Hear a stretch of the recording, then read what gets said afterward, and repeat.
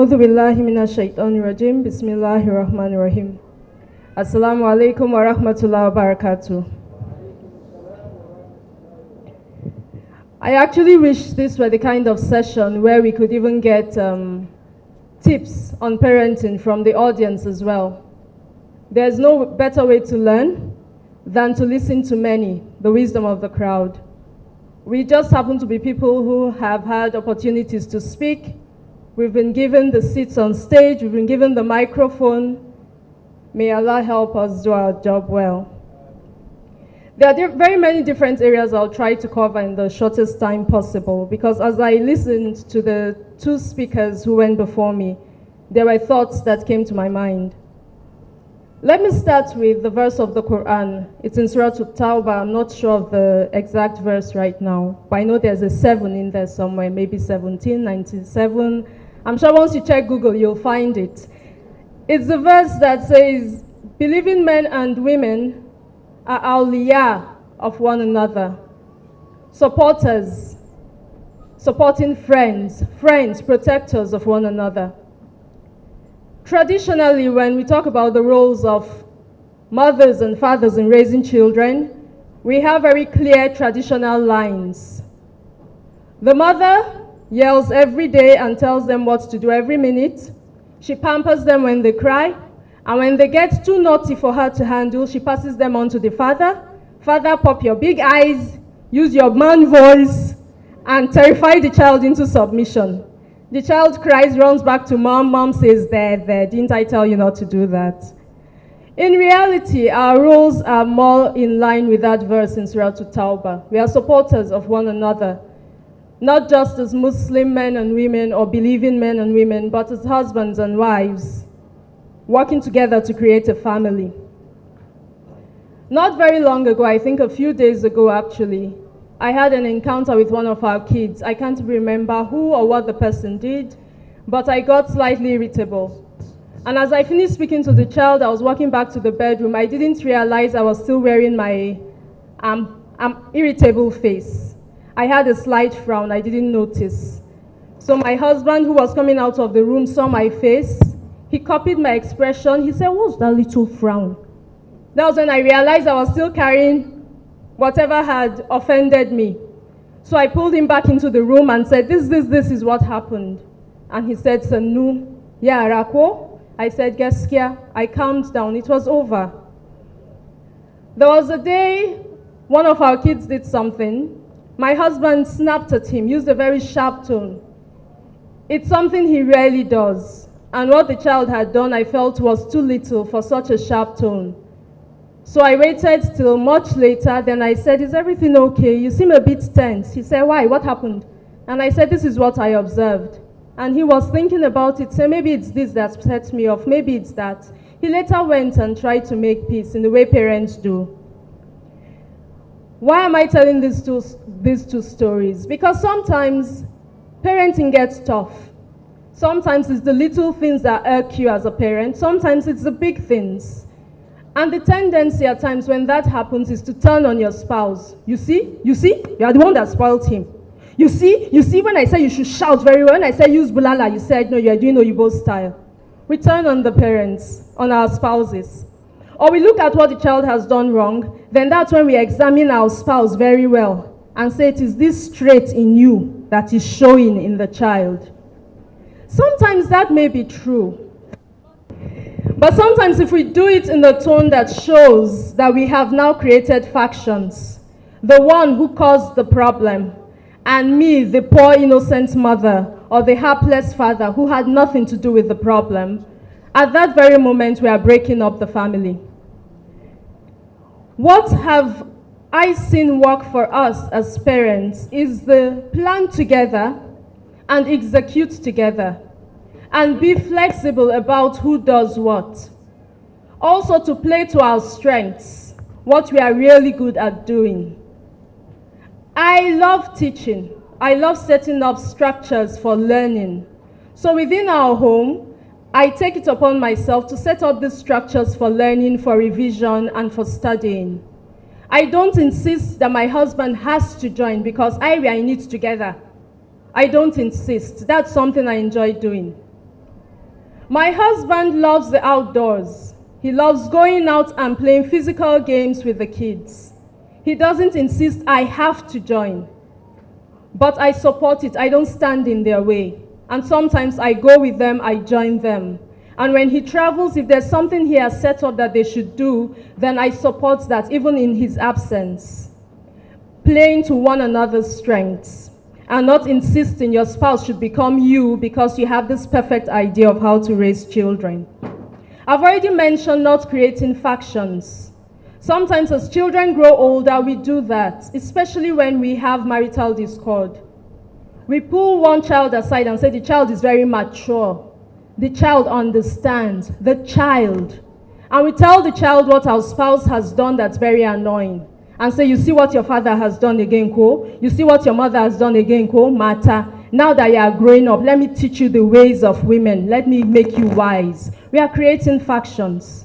Sometimes a woman has a quarrel with her husband. That's when she wants to tell the daughter, don't marry Kanuri men. Sorry, I'm just picking any language from the air. Okay, let me pick our own. Don't marry Nupe men. Nupe men, kai, we have suffered in your father's hands. We are creating factions. We are teaching our children how to be husbands and wives. Because they will become us, whether they want to or not. They will replicate what they see going on in our marriages when they get married. They will carry over those habits, whether they are positive or negative. Many of them will declare they won't do the things we've done. They won't make the mistakes we've made. But we know how many times we repeat the mistakes that were made with us. Not because we wanted to, but as a habit, automatic response. So as we create these factions, we should remember our children are watching. They will copy. Also, to help us balance our roles as mothers and fathers, it's important to look for likely hotspots. What do I mean by this? To plan ahead and say, where are we as a husband and a wife likely to have disagreements and discord about how to raise children? Let's talk about it. Let's plan for it. Let's decide what we are going to do before it happens. Because in the heat of that disagreement, it's very difficult to think clearly. For my husband and I, this is our second marriage. I've been married before. I have one child from that marriage. He's been married before, has 2 kids from that marriage. Early on in our marriage, we said one likely hotspot is having children within the home who in their earlier years had a different home setting, different dynamic. Children who still go elsewhere and call that other place home as well. What happens here? We know how possible, how often it happens that the biological parent of the child looks at the man and says, because he's not your own. Or the man looks at the woman and thinks, damn, because this one is not hers. So what was our agreement? We will create a home culture. There is a way things are done in this home. There's a way things are done when we are together as a family. There are things we do and don't do, things we say and don't say. So nobody says, they changed the rule today because it's me. Let me run to my real parent and seek help. Once the children understand this is how it works here, it makes it easier. There's less room for conflict. We know also that in blended families, the biological parent has a history with the child that the non-biological parent doesn't. It therefore means there's a bond they have that you don't have, and it's very easy to feel left out. This is why we see the problems we sometimes find when we are talking about step-parents. And there's a Nigerian saying, a sad one, that the step-parent or the stepmother in particular will never do anything right. It's sad, but that's what's happening. That's the reality. So if parents think ahead and plan ahead for it, makes it easier to handle. In our home, for instance, we have a rule. If a meal is cooked, you eat it. You don't say, no, I want Indomie instead. Or can I have bread and Milo instead? No, you eat what's cooked. So it doesn't matter which child did not eat. That child is going to eat what was cooked and won't have Indomie. It's the rule. The child cannot say, but my mother used to, but my father used to, but I used to. that's different. It's this house and these rules. And the rules are not made on the spur of the moment. The rules were made by two clear-headed people, mother and father, making a decision about how do we want things done in this home. Also on the issue of what we call blended families or step-parenting. The non-biological parent needs to take time to forge a relationship with that child. And the biological parent has to support that process. So sometimes we find it's easier when this relationship is still being forged for the biological parent to be the one to handle the tough decisions, the decisions that the child might resent you for. And let the non-biological parent, who is still trying to forge a bond, be the one to handle the softer things, until the child learns that this person is also loyal to me, to my needs, and to the things I need to be. One last point. It's actually many points on that one, like WAEC, question 1A, 1B, 1C, 1CI, 1CII. One of the speakers mentioned earlier that we could be our children's tests, and I would like to explore that a little bit.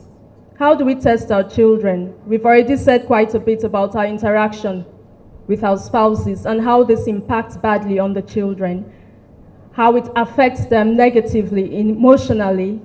As teachers, we often see students carrying baggage they shouldn't be carrying because their parents are testing them without meaning to, without knowing it.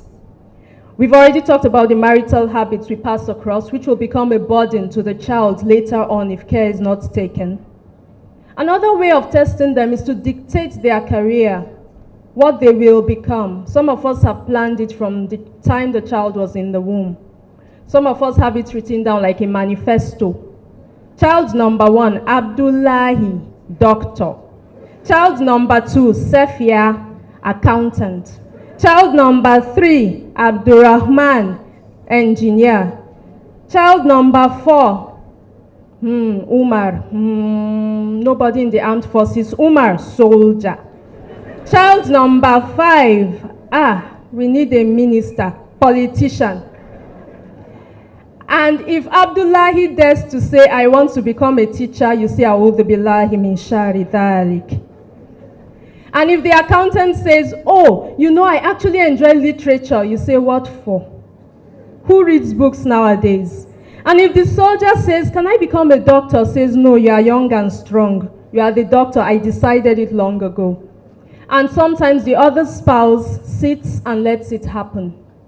Does not intervene, does not counsel, does not discuss it. Lastly, how we could also be tested for our children is to put down our spouse, to demean our spouse, to belittle the husband or the wife. But we love the children. We treat them well, we tell them nice things, but then the child hears you talking to the mother as if she's got no brain. The child hears you talking to the father as if he has no mind. It hurts children. And sometimes they won't tell you, but they hurt. And sometimes they make certain decisions because of what they see. That's when you hear some say, I will never marry. And people say, why? And the child sometimes doesn't even know where that resolution is coming from, but it's from some things we've done or not done. Parenting is a journey. And like all journeys, you never tell how it will turn out. Especially if your journey is going to be by air in one of Nigeria's airports of nowadays and with some particular airlines. You are just never sure. You can do your best as a couple. Plan, discuss, make dua a lot. Do adhkar. Check your heart, check yourself, check who you are. Your biggest job as a parent is to take care of your heart, to take care of yourself.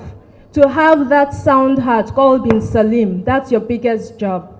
What your child may end up doing in spite of all your efforts is sometimes out of your hands. But your comfort comes from knowing, I did the best I knew how to do. The MC said, have an open mind in this hall. Have an open mind as a parent. Every morning is a new day to encounter your child. Maybe your child has been stressing you for a long time, but maybe tomorrow will be different. Maybe your child has been almost perfect for 10 years. Maybe the 11th year will be different. The important thing, maintain your ties with Allah.